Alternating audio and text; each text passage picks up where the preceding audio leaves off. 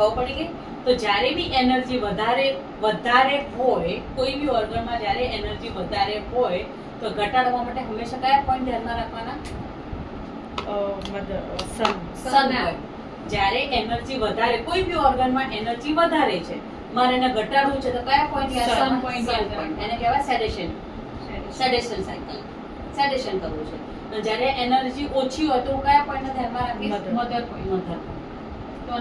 ટોનિફિકેશન. Clear થઈ ગયું? આ ક્યારે મધર લેવાનું, ક્યારે સન લેવાનું? એનર્જી ઘટેલી હોય ત્યારે મધર પોઈન્ટ લેવાના અને વધેલી હોય ત્યારે સન પોઈન્ટ લેવાના. તો સન ને સેડેટ કરવાનું, ઘટેલી હોય તો મધર ને ટોન કરવાનું.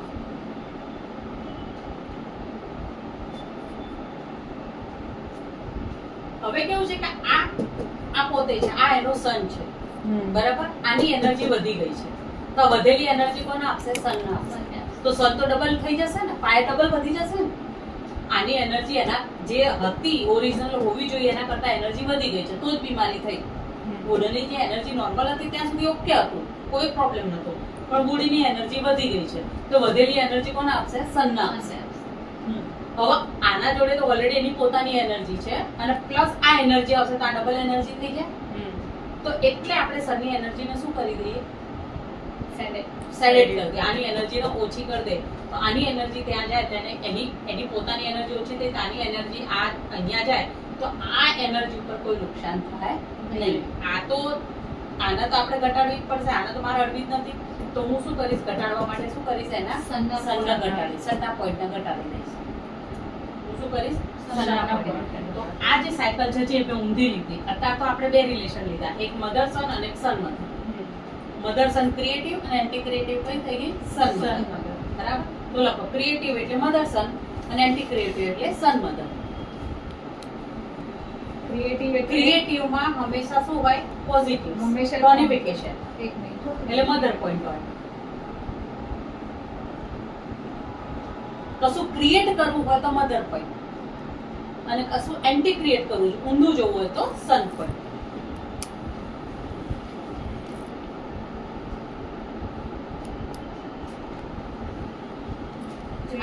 મધર પોઈન્ટ એન્ટી ક્રિએટિવ એટલે આ જે લખેલું છે એ કમ્પ્લીટ કરી દો. હે ને? ક્રિએટિવ એટલે મધર પોઈન્ટ, એન્ટી ક્રિએટિવ એટલે સન પોઈન્ટ.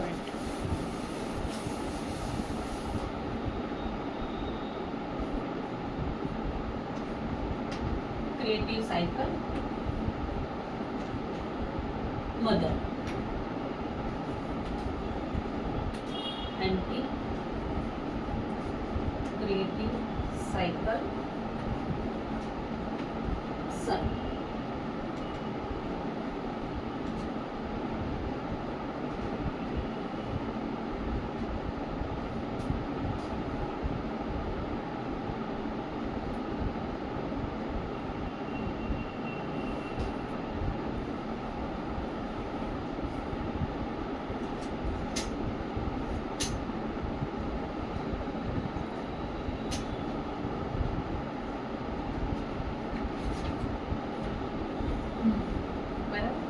આપણે જે આ 5 સાયકલ લીધી અને 5 સાયકલમાં ફોર એક્ઝામ્પલ કે આપણે એક ઓર્ગન લીધું મેટલ. મેટલમાં જે યીન ઓર્ગન છે કયું હતું? લંગ્સ ને અને એલાઈ. ઘણી વખત કેવું થાય કે લંગ્સ ની એનર્જી ઓછી હોય અને એલાઈ ની વધારે હોય, બંનેની એક જ એલિમેન્ટ છે. એમાં લંગ્સ ની એટલે કે શ્વાસ ચડે છે, લંગ્સ ની એનર્જી ઓછી છે એટલે શું થઈ ગયું? ઘણી વખત ઝાડા થઈ ગયા, એલાઈની એનર્જી વધી ગઈ. તો જ્યારે આ બંનેની એનર્જી એટલે આ રિલેશનમાં આપણે ગણીએ ને તો આ જે લંગ્સ છે યીન એનર્જી શું થાય છે? વાઇફ, અને આને કહેવાય હસબન્ડ. તો આ બંને આ એનર્જી આને આપે અને આ એનર્જી આને આપે. હંમેશા આ બંને ઓર્ગન શું કરે? એકબીજાને એનર્જી આપે. આ બંનેની એનર્જીમાં વધઘટ થાય ને તો જ એ આગળ જાય. પહેલા હસબન્ડ વાઇફ ના જ રિલેશનમાં પહેલા બેલેન્સ હોય તો એ મધર સનમાં ના જાય, પણ જ્યારે આ બંનેમાં ઇમ્બેલેન્સ થાય તો પછી એનર્જી આગળ જાય. એટલે દરેક એલિમેન્ટ શું કરે છે કે દરેક એલિમેન્ટના બે ઓર્ગન હોય, એક યીન ઓર્ગન અને એક યાંગ ઓર્ગન.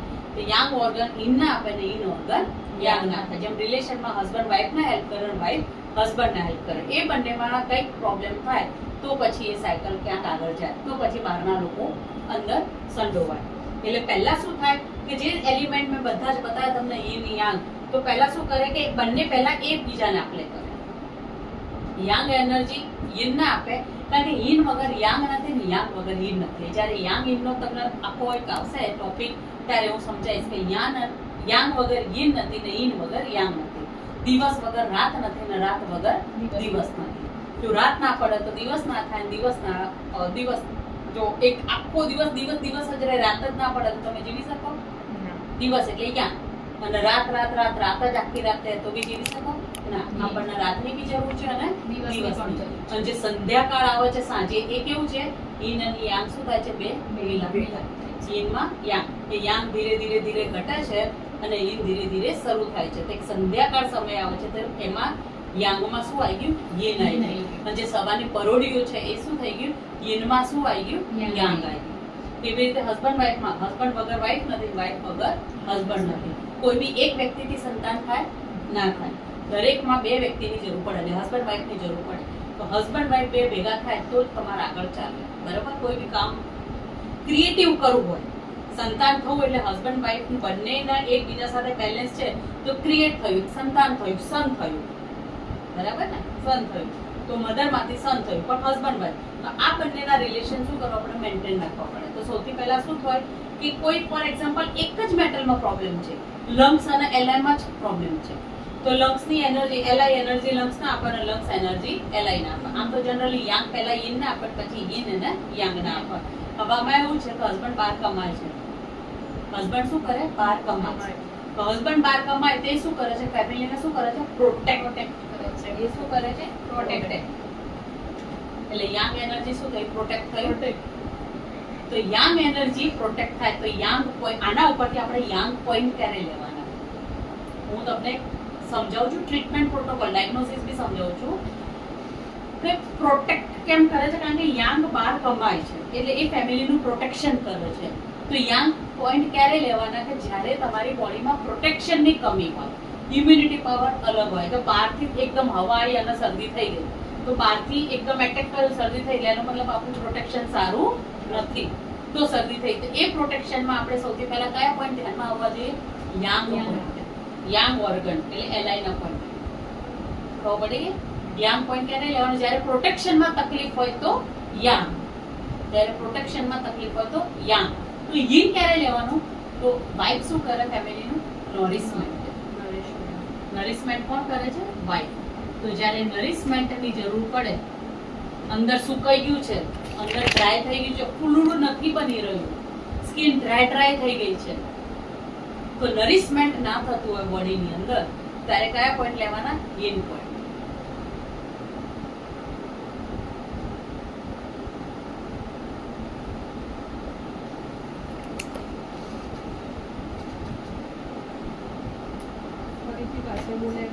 હવે ફરીથી બોલું છું. એક એનર્જી, પેલું તો મેં 5 એનર્જી નું સમજાવ્યું. એક એનર્જી મેં મેટલ એનર્જી લીધું, બરાબર? હવે હું આ મેટલ એનર્જી ખાલી એક આખું આ ચક્ર મેટલ એનર્જી. મેટલ એનર્જીમાં બે ઓર્ગન છે. અંદરનું ઓર્ગન છે yin ઓર્ગન છે, કયું છે? લંગ્સ. અને બહારનું ઓર્ગન કયું છે? એલઆઈ. બરાબર? yin ને શું કહેવાય છે? વાઇફ. yin. અને બહાર yang, હસબન્ડ ફેમિલીનું શું કરે? પ્રોટેક્શન. અને વાઇફ ફેમિલીનું શું કરે? નરિશ. હવે આપણી બોડીની અંદર કોઈ બી પ્રોટેક્શનમાં તકલીફ પડી, પ્રોટેક્શન એટલે બહારથી એટેક આવ્યો અને આપણી બોડી પ્રોટેક્શન ના કર્યું. બહારનું મેં ખાવાનું ખાધું અને મને ઝાડા ઉલટી થઈ ગયા, બહારનું ફૂડ પોઈઝનિંગ જેને આપણે કહીએ છીએ, બહારનું જમીન છે. એટલે એનો મતલબ શું થયું? બહારની વસ્તુ અંદર બોડીની અંદર અટેક કરી, બોડીએ ના પાડી દીધી અને ડિઝીઝ થઈ. તો કઈ ડિઝીઝ કહેવાય? Young disease. કારણ કે પ્રોટેક્શન ના કરી શકાય ને એટલે ઝાડા થયા. તો જ્યાં આપણા બોડીના અંદરના સેલ પ્રોટેક્શન નથી કરી શકતા તો એ કઈ ડિઝીઝ કહેવાય? Young disease. પણ અંદર ગયા પછી ફૂડ એકદમ ડ્રાય થઈ ગયું, આપણે એકદમ બોડીમાં ડ્રાય થઈ ગયું, લોહી ઓછું થઈ ગયું, એનર્જી ઓછી થઈ ગઈ, આ બધું છે. અંદર નરિશમેન્ટ ના મળ્યું, બહાર તો આપણે મસ્ત અમે બધા ઘણા કમ્પ્લેન એવી આવે કે અમે તો બધું જ ખાઈએ, ડ્રાય ફ્રૂટ બી ખાઉં છું, હું તો લીલા શાકભાજી બી ખાઉં છું, પણ બોડીની અંદર મને કોઈ તાકાત નથી રહેતી. મને બોડી તો એમ જ લાગે છે જાય હું બધું જ ખાઉં છું, ખાવામાં મારે કોઈ તકલીફ ટાઈમ ટુ ટાઈમ ખાઉં છું. તો એનો મતલબ શું છે કે ફૂડનું અંદર શું થાય છે, નરિશમેન્ટ થતું નથી. જે ખાઈએ છીએ એનું કોઈ નરિશમેન્ટ થતું નથી, એ બધું કચરામાં જ જાય છે. તો નરિશમેન્ટ નથી થતું, તે નરિશમેન્ટ કરવા માટે કઈ ટ્રીટમેન્ટ, કયા વસ્તુ યાદ રાખવાની? યે નરિશમેન્ટની કમી લાગે બોડીની અંદર, કોઈ નરિશમેન્ટ નથી મળતું. નરિશમેન્ટ એટલે સુકાયેલું, નરિશમેન્ટ એટલે સુકાયેલું, કઈ બી સુકાયેલું હોય, કઈ બી અંદર વસ્તુને નરિશમેન્ટ નથી મળતી, સોફ્ટ નથી થતું, અંદર એને પ્રોપર પાવરફુલ નથી મળતું, તેને શું કહેવાય? સુકાયેલું. એના કારણે માદા પડે ને. વાઈફ તો કમાઈ ના આપી, પણ વાઈફ હસબન્ડે તો કમાઈ ના આપી, પણ વાઈફે બરાબર ધ્યાન ના આપ્યું, તો પૈસા હતા પણ ધ્યાન ના આપ્યું એટલે છોકરાઓ માદા પડે. એટલે નરિશમેન્ટ બરાબર થયું નહીં. તો નરિશમેન્ટની ટ્રીટમેન્ટ હોય હંમેશા, નરિશમેન્ટનો પ્રોબ્લેમ હોય તો પહેલા કયું લેવાનું? યીન ઓર્ગન, એટલે કે લંગ્સ, કોઈ બી એનર્જીના યીન ઓર્ગન. અને પ્રોટેક્શનની તકલીફ હોય તો કયા ઓર્ગન? Yarn organ. ખ્યાલ આવી ગયો? તો યાન એ યીનને આપે છે. જો આ પ્રોટેક્શન ના મળે તો નરિશમેન્ટ ના થાય, નરિશમેન્ટ ના થાય તો પ્રોટેક્શન ના મળે. આ બંને એકબીજાના શું છે? લેવલ. તો ખ્યાલ આવી ગયો આ પોઈન્ટ ક્યારે કેવી રીતે લેવાના? નરિશમેન્ટ અને પ્રોટેક્શનમાં આ બંનેને ખબર પડી ગઈ? નરિશમેન્ટ અને પ્રોટેક્શન એક આ વસ્તુ ખબર પડી ગઈ? આમાં કોઈ ડાઉટ હતો? બોલો. હવે આમાં આપણે પહેલા હસબન્ડ વાઈફ વાળી ટ્રીટમેન્ટ કરવાની, પછી મધરસનમાં જવાનું કે મધરસન કરવાનું? હા, એ હવે તમે જેમ જેમ કન્સલ્ટન્સી કરશો, ભણતા જશો ને ત્યારે ખબર પડશે કે સામેલું વ્યક્તિ આવ્યું અને વ્યક્તિ આવીને એમ કે તો મને તો બહાર છે ને એકદમ તાવ આવી ગયો, એકદમ શરદી થઈ તો મને તાવ આવી ગયો, તો પ્રોટેક્શન. તો પ્રોટેક્શન તાવ આવ્યો તો શું થયું? લંગ્સનું. અને તાવ આવ્યો ને એટલે એના કારણે છે ને મને જે ઝાડા છે ને એકદમ કાઠા થઈ ગયા છે, તો ડાયરિયા થઈ ગયા છે, તો એ લાગી. એટલે કેવી રીતે ટ્રીટમેન્ટ કરવાની, ક્યારે મધરસન લેવાની, જેમ જેમ તમારું કન્સલ્ટન્સી આવશે ત્યારે. તો પહેલું ટ્રાય કરો કે એ એક જ એલિમેન્ટમાં તકલીફ હોય તો પહેલા એ એલિમેન્ટને બેલેન્સ કરો. એટલે પહેલા બેલેન્સિંગ પોઈન્ટ બી કહીશું. હંમેશા હસબન્ડ વાઈફ ટ્રીટ કરવાનું અને પછી મધરસન. હા, હસબન્ડ વાઈફની તકલીફ હોય તો હસબન્ડ વાઈફને ટ્રીટ કરવાનું. એ સામે આપણે કન્સલ્ટન્સી પૂછીને ત્યારે ખબર પડશે કે ભાઈ હસબન્ડ વાઈફ તો બરાબર છે પણ છોકરા જોડે નથી બનતું, તો સનની ટ્રીટમેન્ટ કરવાની. મધર જોડે નથી તો મધરની ટ્રીટમેન્ટ કરવાની. હસબન્ડ વાઈફમાં પ્રોબ્લેમ હોય તો હસબન્ડ વાઈફની ટ્રીટમેન્ટ. એ જ્યારે કન્સલ્ટન્સી આવશે ને તો પણ આ થિયરી તમને ક્લિયર હશે તો તમને ખબર પડશે કે મારે ટ્રીટમેન્ટ કોની કરવાની. એ કે હસબન્ડ વાઈફ તો બરાબર છે, પ્રોટેક્શન બી બરાબર છે, નરિશમેન્ટ બી વધારે છે, બરાબર છે, એનું મને બરાબર થઈ રહ્યું છે, પણ મને મધરથી એનર્જી, એટલે કે મારા મધરની એનર્જી ઓવર એનર્જી મારા બોડીમાં આવી ગઈ. મધરની ઓવર એનર્જી મારા બોડીમાં આવી ગઈ. ઇન્ટરનલ બીજા કોઈ પ્રોબ્લેમના કારણે એની એનર્જી વધી ગઈ છે. તો એ બંનેમાં ઓકે હતું, તો બહારના લોકોએ કોઈ ડખો કરે અને એમની એનર્જીમાં ડિસ્ટર્બ થયો, તો પછી શું કરવું પડે? એ વખતે મધર યા તો સનની. એટલે એ ટ્રીટમેન્ટ એ સમયે શું બોલે છે, કયા કારણે એને આ તકલીફ થઈ ને તે જોવાનું. તો હસબન્ડ વાઈફની તકલીફ છે એટલે કે મધર સનની યીન યાંગની તકલીફ છે, સેમ એનર્જીમાં બે ઓર્ગનની તકલીફ છે, તો આગળના ઓર્ગનના લીધે થાય છે. કારણ કે ઘણા એમ કે છે કે ભાઈ મારું એકદમ ડ્રાય રહે છે પણ અંદર બહુ હીટ રહે છે, બરાબર. જેમ કે મને વિન્ડ વધારે છે એટલે કે સંધિવા છે પણ ઇન્ફ્લામેશન છે. ઇન્ફ્લામેશન શું છે? તો વિન્ડ અને હીટ. જ્યારે વિન્ડ વધી જાય ને ત્યારે હીટમાં કન્વર્ટ થાય. એંગર, ગુસ્સો. તો જ્યારે આપણા બોડીમાં વિન્ડ બહુ વધી જાય ને ત્યારે ગુસ્સો આવે ત્યારે આંખ લાલ થાય. એક સાદો સિમ્પલ. લીવર એટલે વિન્ડ. અહીંયા લીવર આવે ને, લીવર એટલે વિન્ડ, એ આઈસ. વિન્ડ વધી જાય ને ત્યારે આંખો લાલ થાય. ગુસ્સો બહુ આવે ને ત્યારે લાલ થઈ જાય. આનો ઇમોશન એંગર છે, એ જ્યારે આવશે ત્યારે સમજાય. એટલે એ રીતે તો આ લાલ થઈ ગયો છે તેનો મતલબ એનામાં શું વધી ગઈ છે? વિન્ડ વધી ગઈ છે. વિન્ડ વધે ને પછી એંગર વધે, એટલે એંગર વધે ને પછી આંખો લાલ થાય. એટલે વિન્ડ વધી ગઈ ને એટલે ફાયર વધી ગઈ. એટલે મારે શું કરવું પડે? વિન્ડ વધી ગઈ એટલે ફાયર વધી ગયું. એટલે આ શું પહેલા વિન્ડ વધી ગઈ, આની એનર્જી આને આપી દેતા. તાહાનું શું કરીશ? હસબન્ડ વાઈફ ના જોઈશ નહીં, પહેલા શું કરીશ? ફાયર ના શું કરીશ? સેડેશન કરીશ. એના સન ના શું કરી દઈશ? સેડેશન. ફાયર ને સેડેશન કરી એટલે વિન્ડ ઓટોમેટિક સેડેશન થઈ જશે. હવે ખ્યાલ આવ્યો આમાં કેવી રીતે ટ્રીટમેન્ટ વિચારવાની? સામેલો વ્યક્તિ શું બોલે છે ને એક એક શબ્દો એ આપણું એક કન્સલ્ટન્સી, આપણી ટ્રીટમેન્ટ છે. એટલે શબ્દોને પકડવા, એને માર્ક કરવા અને પછી વિચારવાનું કે હા ઓકે આની અંદર શું વધ્યું છે, શું ઘટ્યું છે, પછી એ પ્રમાણે પ્રોટોકોલ. એટલે હાલ શરૂઆતમાં હું તમને ખાલી 60 કમાન્ડિંગ પોઈન્ટ ઉપર ટ્રીટમેન્ટ બતાવીશ. પછી આપણે લાંબુ એડવાન્સ એક્યુપંચરમાં જઈશું. કોમન એક્યુપંચર છે 5 એલિમેન્ટ. 5 એલિમેન્ટ ઉપર ટ્રીટમેન્ટ કેવી રીતે કરવી. Main priority. હવે આમાં કંઈક doubt મતલબ હતો? કે ફેટી લીવર થયું હમ. તો ફેટી લીવરનું વધી ગયું, કામ વધી ગયું. કામ વધી ગયું, એનો ઓર્ગનનું કામ વધી ગયું, બરોબર. તો એને સેડેશન કરવા આપણે ફાયરમાં હાર્ટને સાઈડ લેવાનું ને,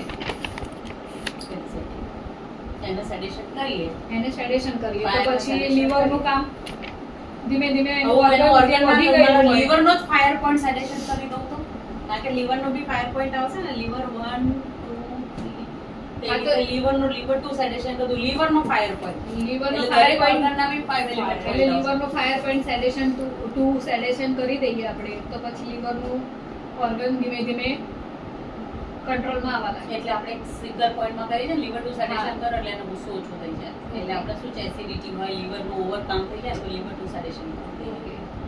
બરાબર. પછી લીવર 3 કેમ કરી છે ને હું તમને બતાવીશ, કંટ્રોલિંગ સાયકલ બતાવીશ. ક્લિયર આમાં આટલું?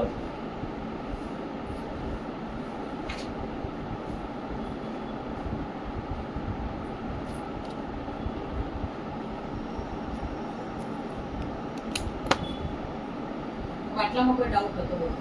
આજે આટલે આ ક્લિયર થઈ ગયું. મધર સન સન મધર, ક્રિએટિવ સાયકલ ને એન્ટી ક્રિએટિવ સાયકલ, ઓર્ગન. તો અત્યાર સુધીનું જો હોમવર્ક છે, હોમવર્કમાં પહેલું હોમવર્ક કયું છે? જે પહેલી વસ્તુ ખાસ કરીને હું તમને પૂછીશ, સૌથી મેં 5 એલિમેન્ટ કેવી રીતે બન્યા છે એના નામ એકદમ ગોખાઈ જવા જોઈએ. બીજો ક્વેશ્ચન, બીજું શું કરાયું હતું મેં? yin yang અંદર એ તો પછી ઇન યાંગ તો હજી આપણા 5 એલિમેન્ટમાં જ ચાલવાનું છે. આ તો ખાલી એમને જ કરાયું હતું. 5 એલિમેન્ટ તો ખરું છે. મધર સન 5 એલિમેન્ટમાં સૌથી પહેલા શું બનાવ્યું કે 5 એલિમેન્ટના ના. બધા આ એલિમેન્ટ છે એટલે મેં શું કરાવ્યું હતું પહેલા? એનર્જી વોટર, વુડ, એ પણ હા. પછી એની શું કરાવી મેં? Energy. એનર્જીના નામ, પછી ઓર્ગન એના ઓર્ગન. બધા યાદ હોવા જોઈએ કમ્પ્લીટ. આટલું હું પહેલા પૂછીશ તમને. આ 3 પોઈન્ટ છે ને, આ પોઈન્ટ લખી દો. આ પોઈન્ટ પહેલા પૂછીશ 5 એલિમેન્ટ energy ને કયા, organ. એની એનર્જી કઈ, એના ઓર્ગન કયા, એ ઓર્ગન ની અંદર હસબન્ડ ઓર્ગન એટલે કે યિન ઓર્ગન કયા અને યાંગ ઓર્ગન કયા. પહેલા આ પૂછીશ.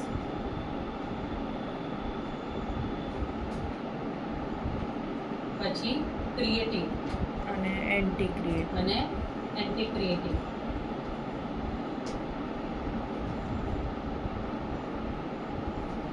મધર સન ક્યારે અને સન મધર ક્યારે?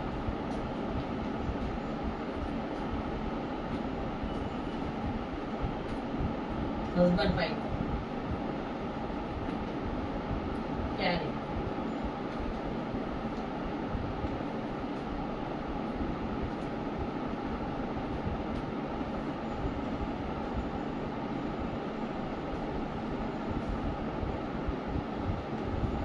ફાયરના 2 ભાગ પાડ્યા તમે. 2 ભાગના નામ, બંને ભાગના ઓર્ગન. ફાયરમાં ડોક્ટર વોલ પ્રમાણે અને સુજો સુજો પ્રમાણે.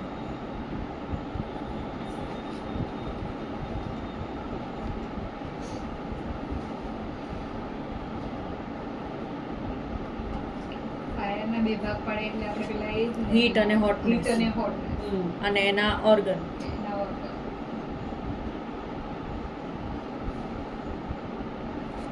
અને ડોક્ટર વોલ પ્રમાણે મેં તમને અલગ લગાવ્યું છે અને સુજો પ્રમાણે અલગ લગાવ્યું છે. એવું પૂછીશ ખાલી. આ બધા ક્વેશ્ચન પૂછીશ પછી જ આગળ class. PC according to Suzo equal to brain અને triple organ according to Suzo equal style. Okay. PC circulation A doctor wall પ્રમાણે. ડોક્ટર વોલ પ્રમાણે પ્રમાણે છે. સર્ક્યુલેટરી સિસ્ટમ અને ટ્રિપલ વોર્મ એન્ડોક્રાઇન